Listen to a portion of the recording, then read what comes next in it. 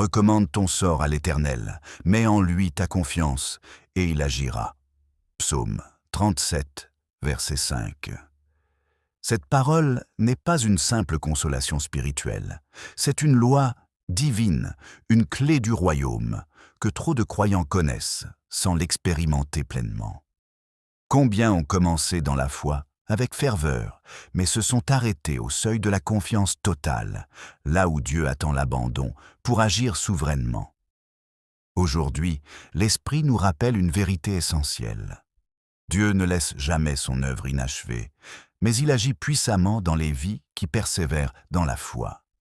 Si ce message touche déjà ton cœur, prends un instant pour aimer cette vidéo, active la cloche de notification et t'abonner à la chaîne La Lumière du Monde, afin que cette parole atteigne encore plus d'âmes en quête de vérité. Dans cette méditation profonde, nous allons explorer 10 clés spirituelles capables de transformer ta relation avec Dieu et d'ouvrir la porte à son intervention surnaturelle dans ta vie quotidienne.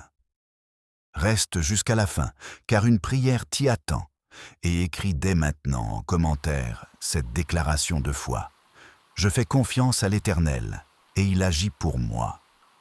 La confiance totale en Dieu ne repose pas sur une émotion passagère, mais sur un fondement biblique solide et immuable. Depuis les premières pages des Écritures, Dieu appelle son peuple à marcher par la foi et non par la vue. Abraham quitte son pays sans savoir où il va, mais parce qu'il se confie en la parole de Dieu, et l'Éternel agit puissamment dans sa destinée. Genèse 12, versets 1 à 4. Le psalmiste affirme avec assurance « Ceux qui se confient en l'Éternel sont comme la montagne de Sion, elle ne chancelle point. » Psaume 125, verset 1. Jésus lui-même enseigne cette confiance radicale lorsqu'il déclare « Cherchez premièrement le royaume et la justice de Dieu, et toutes ces choses vous seront données par-dessus. » Matthieu 6, verset 33. Pourtant, dans un monde dominé par le contrôle, la peur et l'autosuffisance, cette vérité est souvent diluée. Beaucoup croient en Dieu, mais peu osent réellement lui remettre leur sort, oubliant que la foi véritable précède toujours l'action souveraine de l'Éternel. Avant d'entrer dans le cœur de ces révélations, laisse ton esprit se poser et ton cœur s'ouvrir. Ce qui va suivre n'est pas une simple liste de principes spirituels, mais un chemin de transformation. Chaque clé est une invitation divine à quitter le contrôle humain pour entrer dans la dimension de la confiance surnaturelle, là où Dieu agit sans limite. La première clé spirituelle de la confiance totale est l'abandon conscient de sa volonté entre les mains de Dieu. Beaucoup prient Dieu tout en gardant fermement les rênes de leur propre vie. Pourtant, la confiance véritable commence là où le contrôle humain s'arrête. Jésus lui-même en donne l'exemple suprême lorsqu'il prie au jardin de Gethsémane. « Non pas ma volonté, mais la tienne. » Luc 22, verset 42. Cet abandon n'est pas une faiblesse, c'est une puissance spirituelle. Quand tu consens à dire à Dieu « Je ne comprends pas tout, mais je te fais confiance », tu ouvres un espace où sa souveraineté peut se manifester. Comme un enfant qui se laisse porter par son père sans craindre la chute, l'âme confiante repose et Dieu agit. La deuxième clé est l'obéissance, même lorsque le chemin semble illogique. La confiance ne se prouve pas par les paroles, mais par les actes. Noé construit une arche alors qu'il n'a jamais vu la pluie. Genèse 6, versets 13 à 22. Aux yeux des hommes, cela semblait insensé, mais aux yeux de Dieu, c'était une foi active. Lorsque Dieu te demande un pas qui dépasse ta compréhension, ta réponse devient un langage spirituel. L'obéissance attire l'intervention divine, car elle démontre que tu crois en la sagesse de Dieu, plus qu'en la tienne. Là où l'obéissance est totale, l'action de l'Éternel devient inévitable. La troisième clé est la patience dans l'attente. La confiance totale accepte les délais de Dieu sans murmurer. Abraham reçoit la promesse d'un fils, mais l'accomplissement tarde. Pourtant, l'Écriture dit qu'il ne douta point par incrédulité. Romains 4, verset 20. La patience n'est pas de la passivité, c'est une foi qui respire profondément en sachant que Dieu agit même dans le silence. Dans l'attente, Dieu façonne le cœur avant de transformer la situation. Celui qui se confie en l'Éternel apprend que le temps de Dieu est toujours parfait, même lorsqu'il semble tardif. La quatrième clé est la confession de foi au milieu de l'épreuve. Ce que tu déclares dans la tempête révèle le niveau de ta confiance.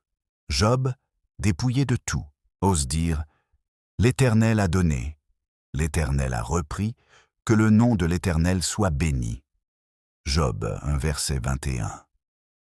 La foi ne nie pas la réalité de la douleur, mais elle proclame une vérité plus haute que la circonstance.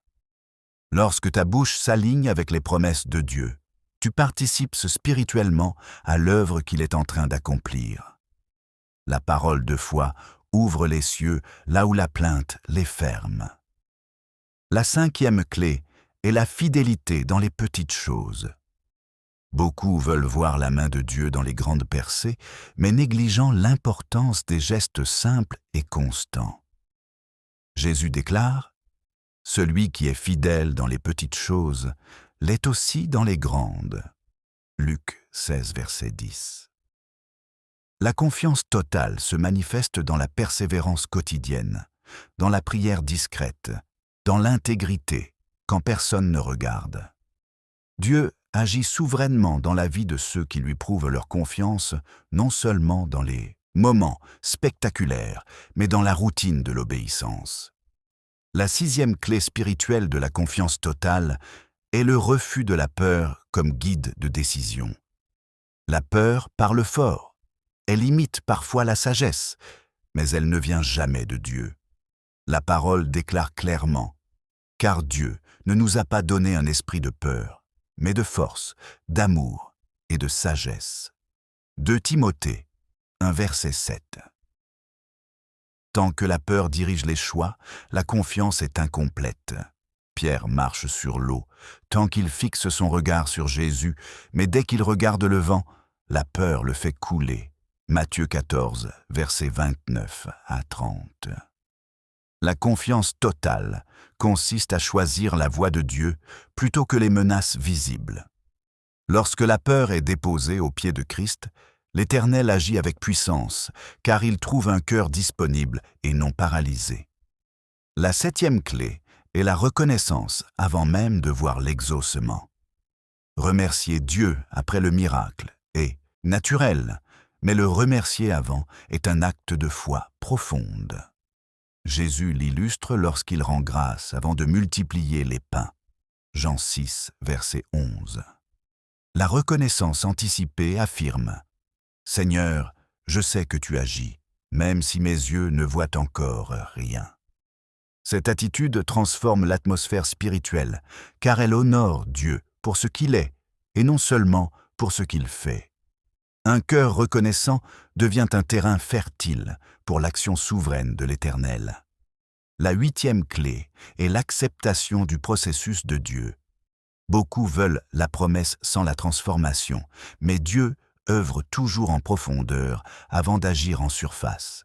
Joseph reçoit des songes de gloire, mais il traverse la fosse, l'esclavage et la prison avant d'entrer dans l'accomplissement. Genèse 37 à 41. La confiance totale accepte que le chemin de Dieu inclut parfois l'incompréhension. Ce n'est pas un rejet, c'est une préparation. Celui qui se confie en l'Éternel comprend que le processus fait partie du miracle et que Dieu agit autant dans ce qui semble retardé que dans ce qui accélère. La neuvième clé est la persévérance dans la prière, même lorsque rien ne change extérieurement. Jésus raconte la parabole de la veuve persistante pour enseigner qu'il faut toujours prier sans se lasser. Luc 18, verset 1. La confiance totale ne prie pas une fois pour abandonner ensuite, elle prie jusqu'à ce que la foi devienne plus forte que le doute. La persévérance n'use pas Dieu, elle affine le cœur du croyant. Plus la prière persiste, plus l'âme s'aligne, et plus l'action de l'Éternel devient certaine. La 10e clé est le repos spirituel en Dieu. La confiance atteint sa maturité lorsque l'âme cesse de s'agiter. La parole dit « C'est dans la tranquillité et le repos que sera votre salut, dans le calme et la confiance que sera votre force. » Ésaïe 30, verset 15. Le repos n'est pas de l'inaction. C'est une foi profonde qui sait que Dieu travaille même quand l'homme se tait. Quand tu entres dans ce repos, tu déclares au monde visible et invisible que Dieu est aux commandes. Et là, sans bruit, sans agitation, l'Éternel agit souverainement. Ces 10 clés ne sont pas des concepts abstraits, elles sont des portes spirituelles. En les franchissant, le croyant entre dans une dimension où la foi cesse d'être un discours pour devenir une expérience vivante. Dans la prochaine partie, nous irons encore plus loin en dévoilant des vérités profondes des Écritures, souvent ignorées mais essentielles pour comprendre comment et pourquoi la confiance totale libère l'action souveraine de l'Éternel. Lorsque l'on s'arrête un instant pour contempler ces vérités, une réalité spirituelle plus profonde commence à émerger. La confiance totale n'est pas seulement une attitude du cœur, elle est une clé qui active des lois spirituelles, invisibles, mais bien réelles. Dans les Écritures, chaque fois qu'un homme ou une femme a placé sa confiance entière en Dieu, quelque chose s'est déplacé dans le monde spirituel avant même de se manifester dans le monde visible. C'est ici que beaucoup s'arrêtent, car cette dimension exige non seulement de croire, mais de comprendre que Dieu agit selon des principes éternels qui dépassent la logique humaine. Une vérité souvent cachée est que la confiance totale honore la souveraineté de Dieu plus que toute autre forme de foi. Lorsque Daniel est jeté dans la fosse aux lions, il ne cherche ni à se défendre, ni à négocier sa délivrance. Il se repose sur le Dieu vivant, et l'Écriture dit que Dieu ferma la gueule des lions. Daniel 6, versets 22 et 23. Ce miracle n'est pas seulement une démonstration de puissance, c'est une réponse directe à une confiance absolue. Daniel n'a pas demandé à Dieu d'agir selon son propre plan, il s'est simplement abandonné à la fidélité divine. Là où la confiance est entière, Dieu défend lui-même la cause de son serviteur. Une autre vérité méconnue est que la confiance totale libère l'action des anges. Le psaume dit que les anges sont des esprits au service de Dieu, envoyés pour exercer un ministère en faveur de ceux qui héritent du salut. Hébreux 1, verset 14. Lorsque Pierre est en prison, enchaîné et condamné à mort, l'Église prie avec persévérance, et Pierre, au lieu de s'agiter, dort profondément. C'est dans ce contexte de paix surnaturelle qu'un ange intervient et ouvre les portes de la prison. Acte 12, versets 5 à 10. Le repos et la confiance de Pierre créent un environnement spirituel propice à l'intervention divine. Dieu agit souvent quand l'homme cesse de lutter intérieurement. Il est aussi essentiel de comprendre que la confiance totale transforme l'épreuve en instrument de gloire. Beaucoup pensent que si Dieu est avec eux, ils éviteront la souffrance, mais la Bible enseigne l'inverse. Jésus dit « Dans le monde, vous aurez des tribulations, mais prenez courage, j'ai vaincu le monde. » Jean 16, verset 33. La confiance ne supprime pas toujours l'épreuve, mais elle change son issue. La croix semblait être un échec, pourtant, elle était le chemin vers la résurrection. Celui qui fait confiance à Dieu dans la vallée découvre que cette vallée devient un passage vers une gloire plus grande. Un malentendu répandu consiste à croire que la confiance totale signifie l'absence de questions ou de combats intérieurs. Or, même David, homme selon le cœur de Dieu, exprime ses luttes devant l'Éternel. Pourquoi t'abattes-tu, mon âme, et gémis-tu au-dedans de moi? Espère en Dieu. Psaume 42, verset 12. La confiance n'ignore pas les émotions, elle les soumet à la vérité de Dieu. Ce n'est pas le doute passager qui empêche l'action divine, mais le refus de s'appuyer sur Dieu malgré ce doute. La confiance totale choisit Dieu encore et encore, même lorsque le cœur tremble. Les bénéfices spirituels de cette confiance sont immenses. Elle apporte une paix qui surpasse toute intelligence. Philippiens 4, verset 7. Elle affermit l'identité du croyant, car celui qui se confie en Dieu cesse de chercher sa valeur dans les circonstances. Elle libère aussi une autorité spirituelle nouvelle. Lorsque les disciples demandent à Jésus pourquoi ils n'ont pas pu chasser un démon, il leur répond que certaines victoires sont liées à une foi plus profonde et à une vie spirituelle alignée. Matthieu 17, versets 19 à 21. La confiance totale ouvre l'accès à une foi mûre, stable et agissante. Enfin, une vérité essentielle doit être dite.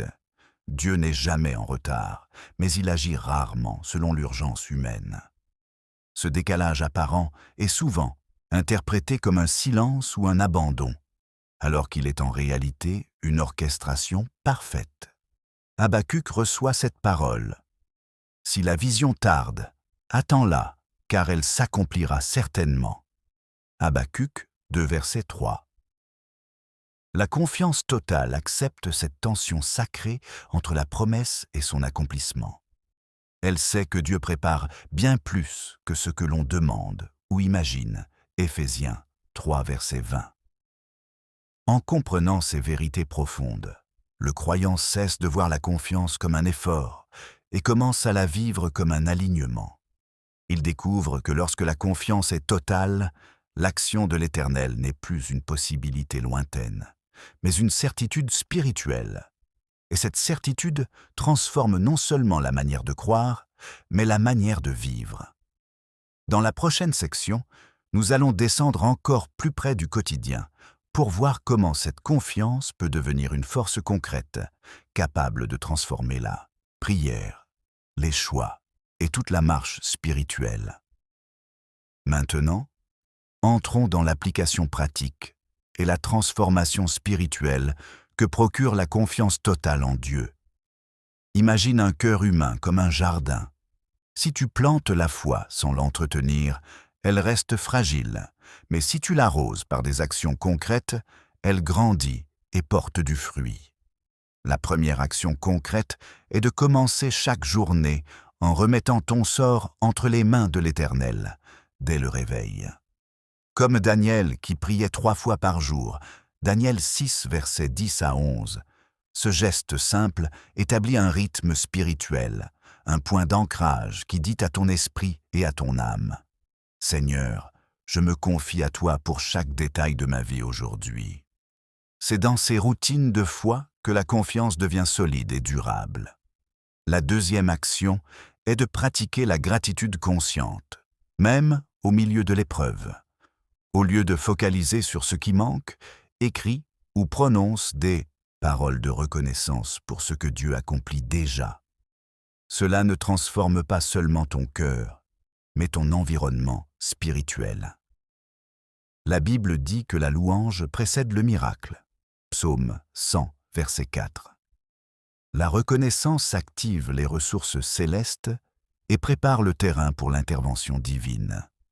Ceux qui persistent dans la gratitude découvrent que Dieu multiplie ses bénédictions de manière inattendue. La troisième action consiste à persévérer dans la prière avec constance et courage, même lorsque les réponses tardent. Marie et Marthe attendent la résurrection de leur frère, Lazare. Jean 11, verset 43, et Jésus les rassure que la gloire de Dieu s'accomplira. La confiance totale se traduit par une prière obstinée qui refuse de céder au découragement. Lorsque tu continues de prier malgré le silence apparent, tu participes spirituellement à l'œuvre de Dieu Tu alignes ta volonté sur la sienne et tu invites son action à se manifester. La quatrième action est de choisir la paix au milieu de la tempête. Lorsque les circonstances provoquent l'anxiété, rappelle-toi que l'Éternel est souverain et que son plan est parfait. Ésaïe 46, verset 10. Prends des moments pour méditer sur la parole, pour respirer la présence divine et déposer toutes tes inquiétudes aux pieds de Jésus. Cette paix intérieure est une force invisible qui attire la puissance de Dieu dans ta situation, car un cœur en paix est un canal clair pour son action souveraine. La cinquième action consiste à cultiver l'obéissance dans les petites choses. Tu n'as pas besoin d'attendre un appel spectaculaire pour exercer ta foi. Chaque acte de gentillesse, chaque parole de vérité, chaque engagement honnête dans ta vie quotidienne est un témoignage de ta confiance en Dieu. Comme Joseph qui a servi fidèlement dans la maison de Potiphar et en prison avant d'être élevé. Genèse 37, versets 20 à 23. La fidélité dans les détails prépare le terrain pour l'intervention divine dans les grandes choses. Permets-moi de partager une parabole inspirée du ciel. Un jeune berger marchait dans une vallée sombre, inquiet pour son troupeau et craignant les loups. Il priait chaque jour et déposait ses craintes aux pieds du Seigneur, mais les jours se succédaient sans changement apparent. Un matin, il décida de continuer son travail avec foi, guidé par la voix intérieure de Jésus. À ce moment, un ange vint et éloigna les prédateurs, sans qu'il eût besoin de lever la main. La leçon est claire. La confiance totale dans l'action de Dieu transforme les luttes invisibles en victoires visibles. La foi n'est pas passive, elle collabore avec le ciel en obéissant, persévérant et restant en paix. La sixième action pratique est de partager cette confiance avec d'autres. Lorsque tu témoignes de ce que Dieu accomplit dans ta vie, tu inspires et fortifies la foi des autres. Les Écritures nous disent que la foi partagée se multiplie. Romains 10, verset 17. Chaque parole de confiance, chaque récit de victoire, chaque encouragement devient un catalyseur pour l'action de Dieu dans d'autres vies.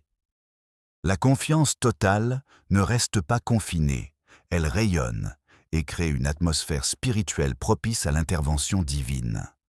Enfin, rappelle-toi que la transformation spirituelle ne se mesure pas uniquement par des événements spectaculaires, mais par la paix, la patience, la persévérance et l'alignement avec Dieu.